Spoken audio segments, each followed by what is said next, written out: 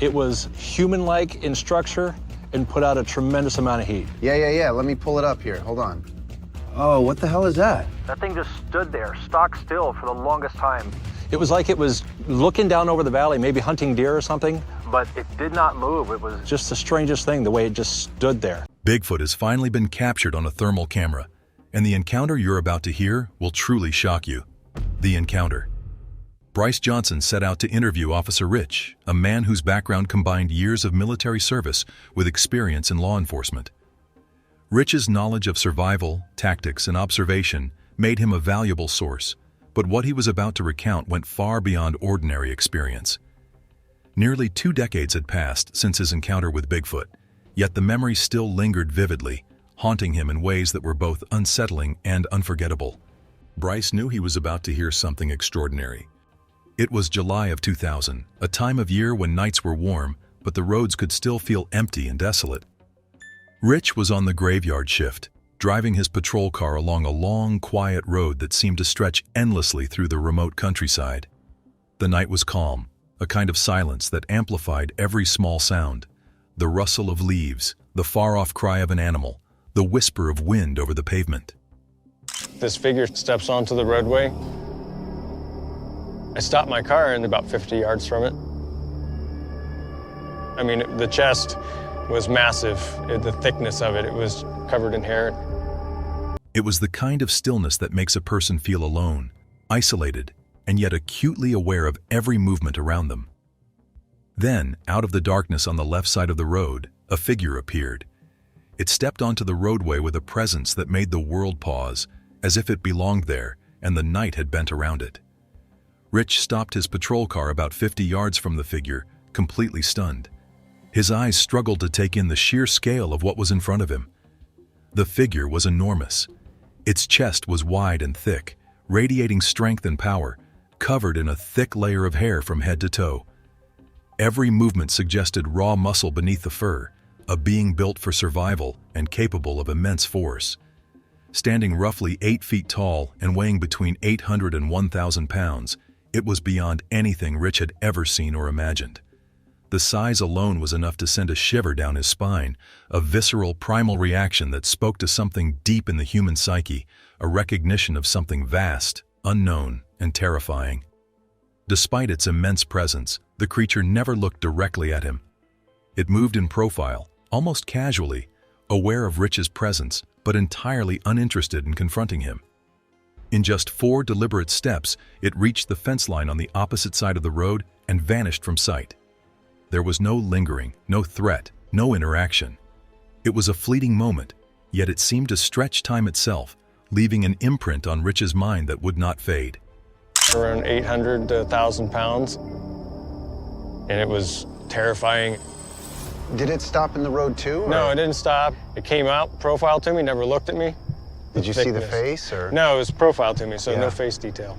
The encounter was over as quickly as it had begun, but the impact was anything but fleeting. At the time, no cameras or dashboard recording devices captured the event. In the year 2000, the tools that are commonplace today were not available. The only record of the encounter was Rich's memory, etched into his mind with vivid clarity. His initial reaction was pure shock. He didn't know what he had seen. Rational explanations failed to fit.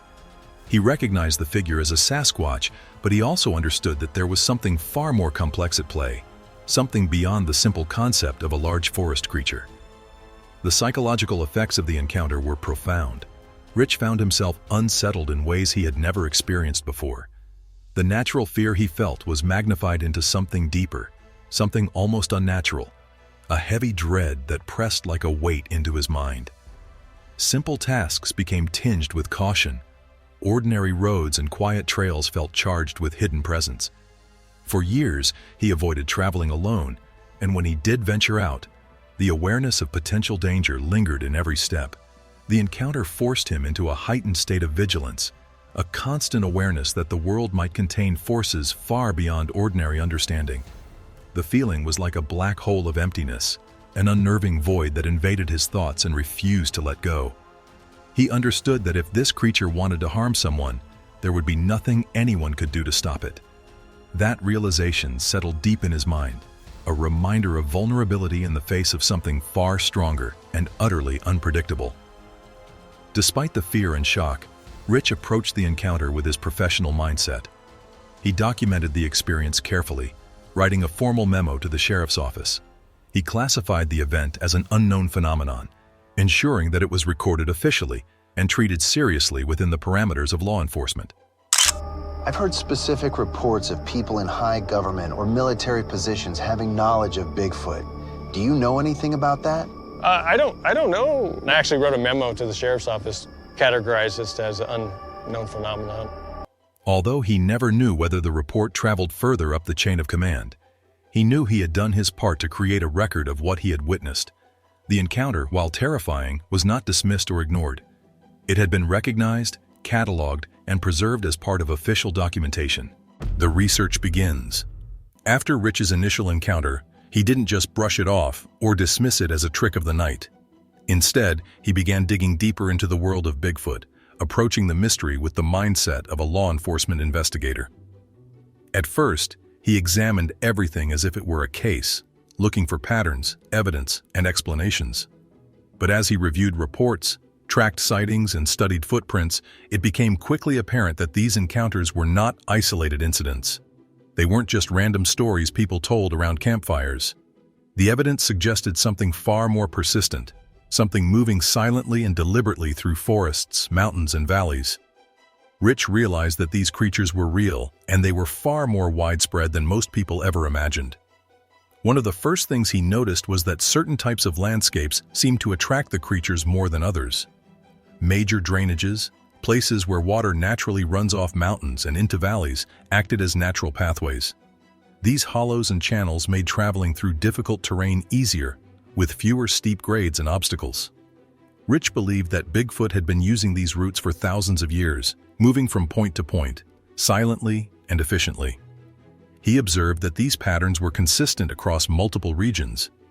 In places like Mason County, for example, the density of sightings was remarkable. It wasn't just the same creature appearing repeatedly.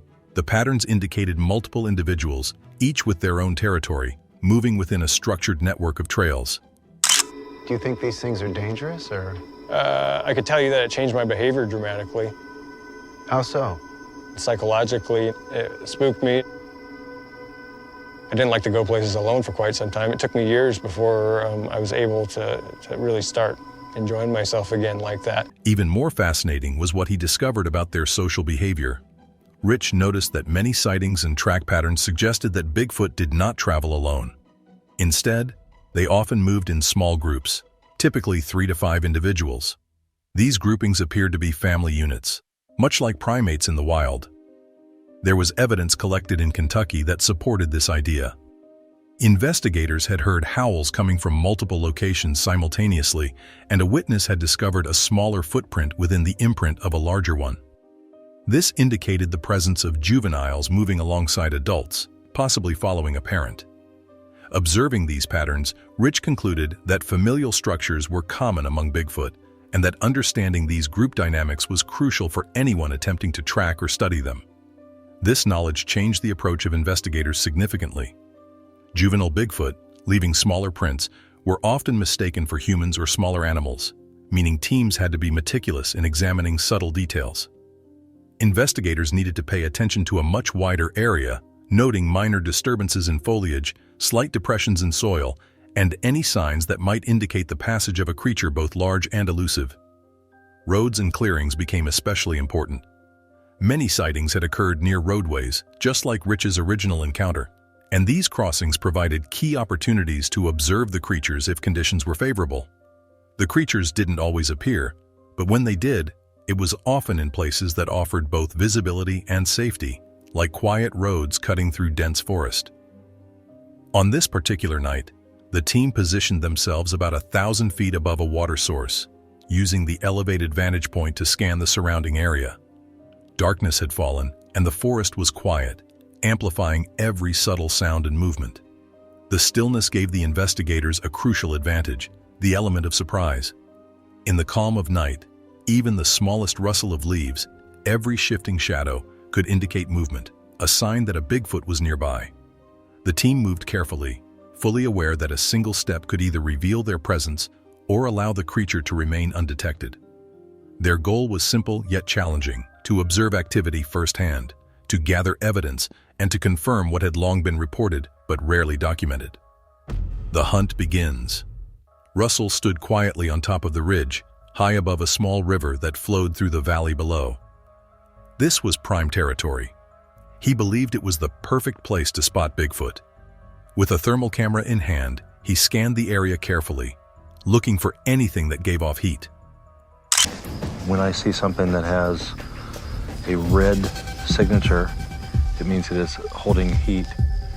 And one of the prime examples of that is I'm on this hillside. You can tell that there's rocks on that hillside over there because the rocks have held the heat through the daytime.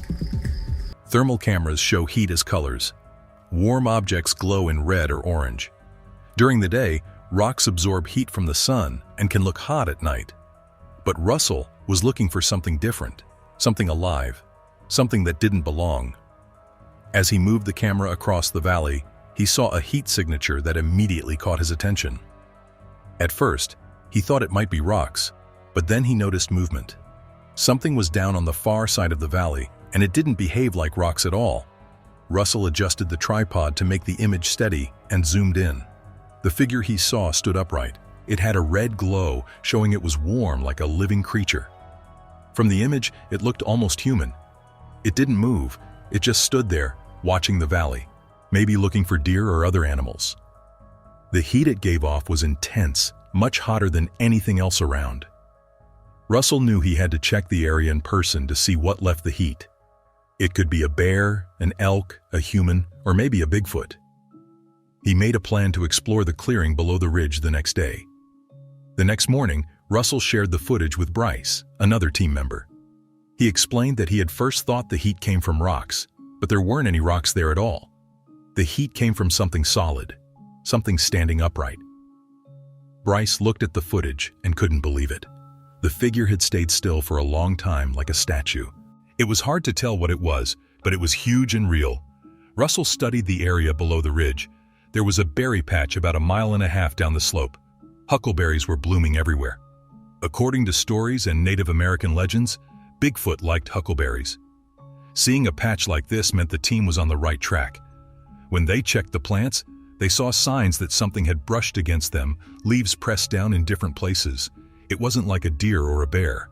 It didn't look like fur. It looked more solid, like skin or something heavier. This wasn't proof of what it was, but it was unusual and very interesting. This looks like something a little bit more solid than that. It's not a finding that we can say definitively what it was. It didn't look like fur. Fur would leave the sweeping motion like a paintbrush would. This actually looked like skin contact or something more solid than that. Russell then looked at an old logging road nearby. The road hadn't been used in a long time. Trees and plants had grown up into it. There were no tracks, no footprints, nothing to show that someone had walked there recently. Whatever had been in the area, it had stayed hidden and careful. It had left traces, but it had moved quietly and without leaving obvious signs. He thought about the stories he had heard over the years. Many said that Bigfoot wasn't just a wild creature, it was a protector of the forest. It moved carefully, stayed hidden, and respected its surroundings. That idea matched what he was seeing. The creature, or whatever it was, had left subtle signs, but nothing that harmed the forest. Russell decided to follow a game trail nearby. The trail was worn down by animals, maybe used by deer, elk, or other creatures. It could also be a path used by Bigfoot. He planned to follow it into the woods, searching carefully for any evidence of what he had seen on the thermal camera. He moved slowly, listening for any sound and looking for anything unusual. As he walked, he looked for the huckleberries again. They were everywhere, just as he expected. Some of the bushes showed signs of something brushing against them, pressing leaves and branches down. The pattern didn't match deer or elk. It looked like something bigger, something moving carefully but with weight. It could have been the same creature from the thermal camera footage. Russell paid close attention to the impressions in the soil and the marks on the plants. They suggested a heavy, upright creature had passed through. He thought about the idea that Bigfoot might move in family groups. If there were juveniles, they could leave smaller prints, which might look like humans. That meant he had to pay attention to every small detail, every subtle sign. The logging road led him closer to the clearing below the ridge. Even though it was overgrown, it offered a path to follow. He moved carefully, checking the ground for footprints, looking at the way plants were pressed down, and noting any signs of recent passage.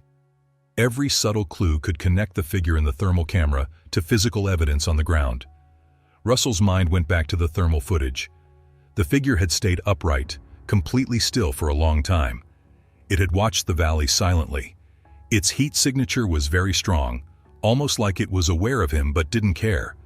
It wasn't just an animal wandering, it seemed deliberate, intelligent, and aware of its surroundings. Hours passed as he descended. The forest became denser, the shadows deeper, and every rustle in the leaves made him alert. He followed the game trail, checking every branch, leaf, and soil impression. It seems like a lot of the stories you hear around Bigfoot, a lot of the natives would say that Bigfoot is the protector of the forest, the protector of nature, and this isn't how this is supposed to look. This is how it's supposed to look.